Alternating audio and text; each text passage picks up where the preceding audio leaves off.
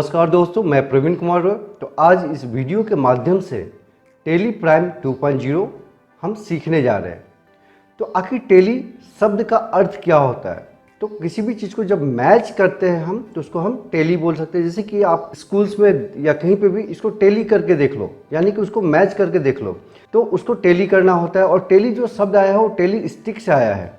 Tele stick जो है एक एंशियंट मेमोरी एडेड डिवाइस है जो कि रिकॉर्ड करता है नंबर्स, क्वांटिटीज और मैसेज को। और टेली स्टिक जो है पहला जो अपेयर हुआ था एनिमल बोन से हुआ था, लेटर ऑन वो आपका वुडन वहाँ पे भी रहा। और अपर पैलियोलिथिक पीरियड में यानी कि ओल्ड स्टोन एज पीरियड में जो है एसेंगो बोन बोल के जो है फाइंड आउट किया, जो कि ओल्डेस्ट आज तक का फाइंडिंग टेली स्टिक है। टेली कंपनी का जो स्टार्ट हुआ, जो अकाउंटिंग सॉफ्टवेयर हम लोग यहाँ पे सीखने जा रहे हैं, तो वी शुड फील प्राउड कि एक इंडियन एंटरप्रेन्योर ने, इंडस्ट्रियलिस्ट ने इसको स्टार्ट किया था 1986 को। श्याम सुंदर गोनिका एंड हिज सन भारत गोनिका। और उनका जो है फैमिली बिजनेस हुआ करता था, कॉटन का बिजनेस हुआ करता था, जो कि एक दुर्घटना में आग लगने की वजह से वो खत्म हो गया। और जो भरत गोनिका थे वो क्या है, मैथमेटिक्स में अपना ऑनर्स कंप्लीट कर चुके थे, तो उन्होंने स्टार्ट किया क्विट्रोनिक्स फाइनेंशियल अकाउंट्स बोल के अकाउंटिंग सॉफ्टवेयर एप्लीकेशन, जो कि इनकॉर्पोरेटेड हुआ 1991 में और उसको रीनेम किया गया है टेली सॉल्यूशंस बोल के इन 1999। उसके बाद हम स्टार्ट करते हैं यहाँ पे बेसिक अकाउंटिंग का कुछ टर्मिनोलॉजी।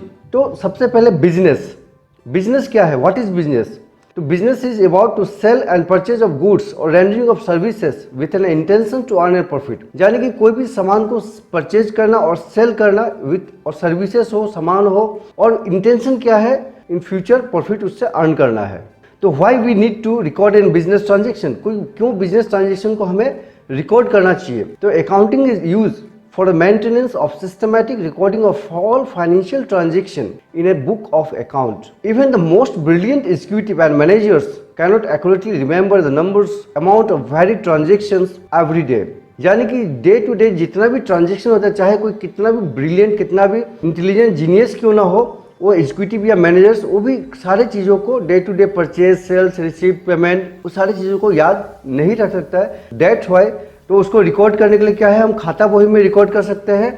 तो आज के डेट में जो है खाता बही से भी बेटर ऑप्शन है कि आज हमारे पास बहुत सारे अकाउंटिंग सॉफ्टवेयर है जिसमें कि टेली प्राइम, तो वहां पे हम इसको रिकॉर्ड मेंटेन करें। तो बिफोर उसको देखने से पहले हम देखते हैं कि आखिर बुक कीपिंग होता क्या है। जो खाता बही मैंने बोला वो होता क्या है, तो it is an art of recording business transaction in A set of book. ये क्या है, एक आर्ट है बिजनेस ट्रांजेक्शन को एक सेट ऑफ बुक में रिकॉर्ड करने का। There are 4 types of book keeping: single entry system, double entry system, Indian system of accounting and cash system. तो सिंगल एंट्री सिस्टम क्या होता है, those books in which written the business transaction in a single column is known as the single entry system, and where cash book is the main book, और वहां पे और भी books single entry system में रहता है। उसके बाद क्या है, double entry system. In double entry system all the transaction has 2 aspects, either credit और डेबिट। यानी कि कोई भी ट्रांजेक्शन जो है उसका 2 ही एस्पेक्ट हो सकता है, या तो डेबिट हो रहा है या तो क्रेडिट हो रहा है। And it is a fully scientific system and that's why it is also known as a mercantile system. और जितने भी बड़े बड़े ऑर्गेनाइजेशन है जो भी है, तो उसको क्या है, डबल एंट्री सिस्टम को ही फॉलो करना पड़ता है। उसका जो इंडियन सिस्टम ऑफ अकाउंटिंग मैंने बोला, महाजनी सिस्टम ऑफ अकाउंटिंग भी उसको बोला जाता है। भारत में जो है करीबन हजारों साल से इसको फॉलो किया जा रहा है और आज की डेट में भी उसको फॉलो किया जाता है। जनरली 8 फोल्डेड होता है, उसका ऊपर जो कवर होता है वो येलो या रेड कलर से कवर दिया जाता है। And it is mainly written in Kaithi, Gujarati और others Indian language like Punjabi, Marathi, Odia, Bengali. उसके बाद जो है कैश सिस्टम। तो cash system it is quite clear by its name कि cash system is the only book where cash receipt and cash payment were recorded. यानी कि जो भी कैश रिसिप्ट हो रहा है या कैश पेमेंट हो रहा है वो हमको रिकॉर्ड यहाँ पे किया जाता है। It is generally use by the clubs, schools, professionals where transactions is limited. यानी कि ये जो इस्तेमाल किया जाता है स्कूल्स, क्लब्स या प्रोफेशनल, कोई भी छोटा इवेंट को प्रोग्राम करने के लिए जिसका कि बजट ज़्यादा ना हो। अब मान लीजिए स्कूल है, वहाँ पे क्या है कि अराउंड 100 स्टूडेंट्स है, तो उसको हम कैश बुक पे उसको एंट्री कर सकते हैं। लेकिन अगर कोई बिरला इंटरनेशनल स्कूल का बात किया जाए जिसका कि मान लीजिए कि महीना का जो है 3 से 4 करोड़ का ट्रांजेक्शन्स होता है, तो एट दैट कंडीशन ये कैश सिस्टम वहाँ पे काम नहीं करेगा, तब हमें डबल एंट्री सिस्टम को फॉलो करना ही पड़ेगा। देन नेक्स्ट हमारा जो पॉइंट आता है, व्हाट इज बिजनेस ट्रांजेक्शन। आखिर ये बिजनेस ट्रांजेक्शन होता क्या है? A business transaction is a financial transaction between two or more parties that involve the exchange of goods, money और सर्विसेज। यानी कि बिजनेस ट्रांजेक्शन क्या है? कोई भी फाइनेंशियल ट्रांजेक्शन जहाँ पे एक से ज़्यादा पार्टीज अगर इन्वॉल्व है तो वहाँ पे गुड्स को एक्सचेंज करने के लिए, यानी कि सामान को एक्सचेंज करने, या पैसा का लेन देन हो रहा है या तो किसी भी सर्विसेज का लेन देन हो रहा है, तो एट दैट कंडीशन जो है उसको हम बिजनेस ट्रांजेक्शन बोलेंगे। And there are 3 types of business transaction on the basis of cash: cash transaction, non cash transaction and credit transaction. यानी कि जो कैश में है, कैश पेमेंट देके हो रहा है तो उसको कैश ट्रांजेक्शन बोलेंगे। नॉन कैश ट्रांजेक्शन यानी कि कोई भी बैंकिंग चैनल से पेमेंट हो रहा है, जैसे कि चेक हो गया या आपका फोन पे हो गया, गूगल पे हो गया, तो उसको नॉन कैश ट्रांजेक्शन्स बोलेंगे। एंड क्रेडिट ट्रांजेक्शन जो है, तो क्रेडिट यानी कि वो बाकी में लेके गया। और नॉन कैश ट्रांजेक्शन में और एक चीज़ आएगा, जैसे कि बैटरिंग सिस्टम में होता है सामान के बदले में सामान को एक्सचेंज करना। उसका हमें कुछ यहाँ पे टर्म्स चूँकि टैली करने का दौरान हमें मिलेगा, उसको हम पहले से क्लियर कर लेंगे तो हमें बहुत आसानी होगा करने के लिए। जैसे कि अकाउंट, अब अकाउंट बोलते ही हमारे दिमाग में आता है कि बैंक का अकाउंट, बट अकाउंट यहाँ पे कोई भी एक व्यक्ति का हमने नाम लेके एंट्री किया, यानी कि उसका वहाँ पे मैंने अकाउंट ओपन कर दिया। तो account is a record in an accounting system that track the financial activities of a specific assets, liabilities, equity, revenue और एक्सपेंसेस। यानी कि कोई भी तरीका का कोई भी व्यक्ति हो, या तो हमारा इलेक्ट्रिसिटी बिल ही हो रहा है तो उसको भी हम तो अकाउंट वहाँ पे हमें जरूरी पड़ेगा। उसके बाद आता है हमें ledger. Ledger is a book or collection of an account in which the amount of transaction are recorded. यानी कि कोई भी ट्रांजेक्शन का जो रिकॉर्ड है तो वहाँ पे हम उसको लेजर बोलेंगे। और we can say it is an final book of entry and in computerise accounting account and ledger is treated as same.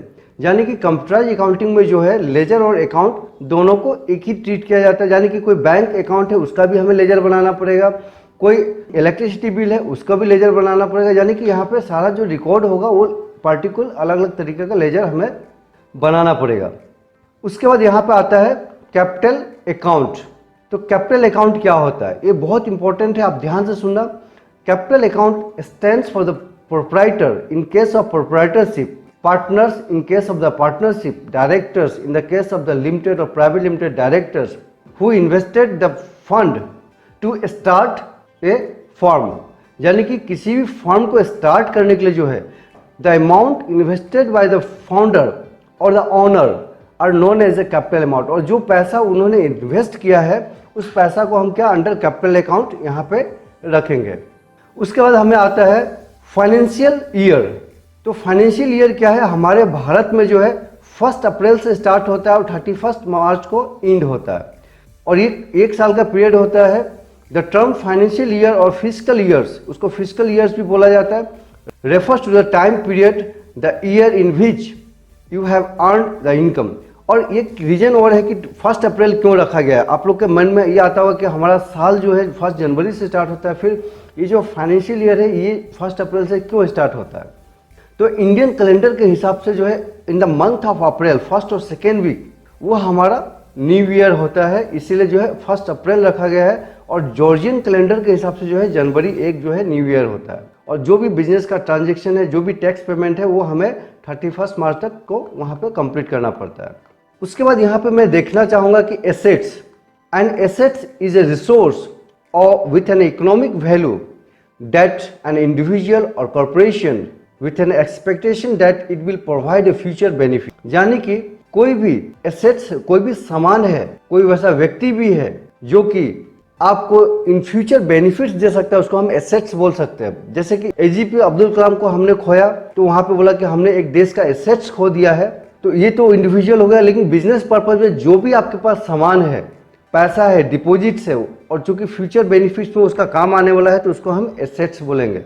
और एसेट्स भी जो है 2 तरीके के एसेट्स होता है, current assets and fix assets. तो करंट एसेट्स क्या है, current assets are those assets which are suppose to be converted into cash.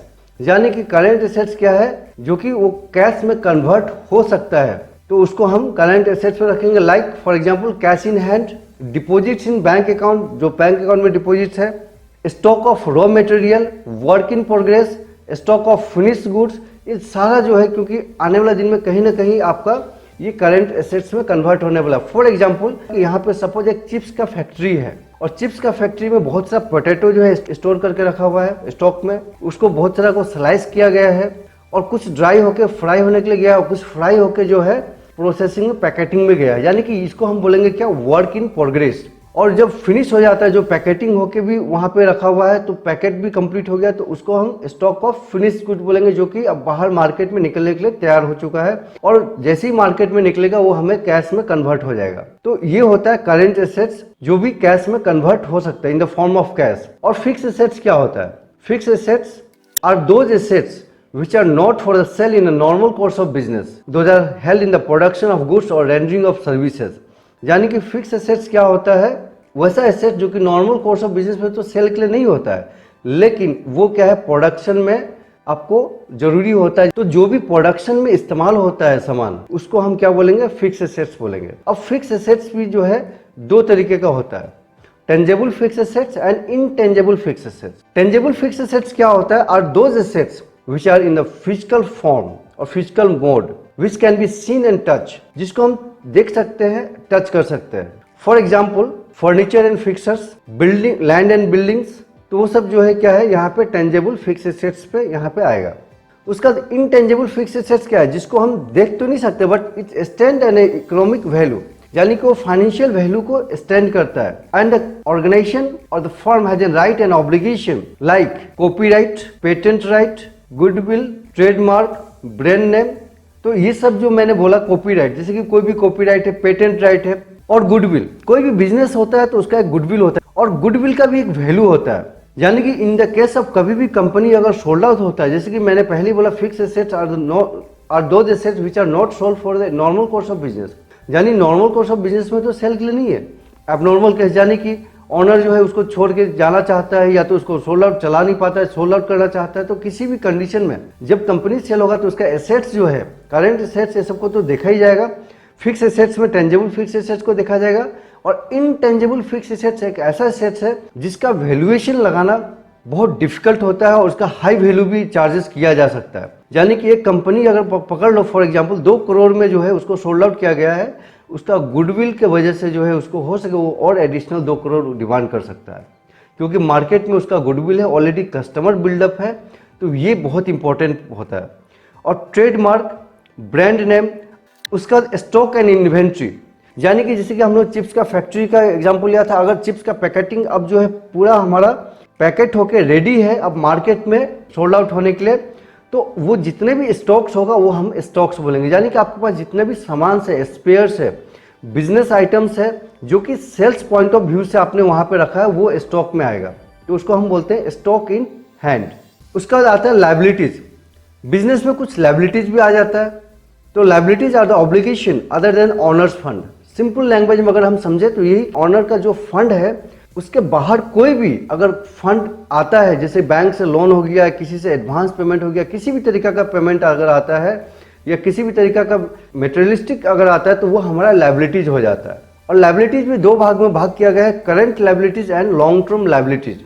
अब करंट लायबिलिटीज क्या होता है? Current liabilities are those liabilities which fall within the period of 12 month, यानी कि 12 महीने का भीतर भीतर अगर उसको हमको रीपेमेंट करना है तो वो हमें करंट लायबिलिटीज में आएगा। For example order place, advance payment है, तो ये सारा जो है वो हमारा करंट लायबिलिटीज में आएगा। या मैंने किसी से व्यक्तिगत रूप में लोन लिया है और मैंने बोला कि हाँ इसको मैं आपको रिटर्न करूंगा और विद इन 2 to 3 मंथ्स के लिए लिया, तो वो भी करंट लायबिलिटीज में आएगा।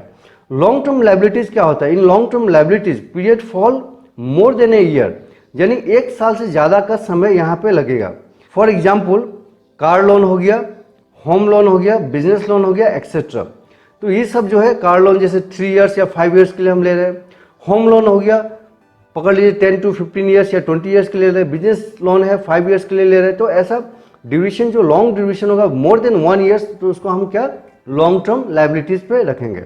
उसके बाद यहाँ पे आता है ड्यूटीज एंड टैक्सेस, यानी कि किसी भी गवर्नमेंट का या किसी भी कंट्री का अगर बैकबोन है तो वो ड्यूटीज एंड टैक्सेस है, क्योंकि सारा फाइनेंशियल स्ट्रक्चर जो है ड्यूटीज एंड टैक्सेस पे डिपेंड करता है।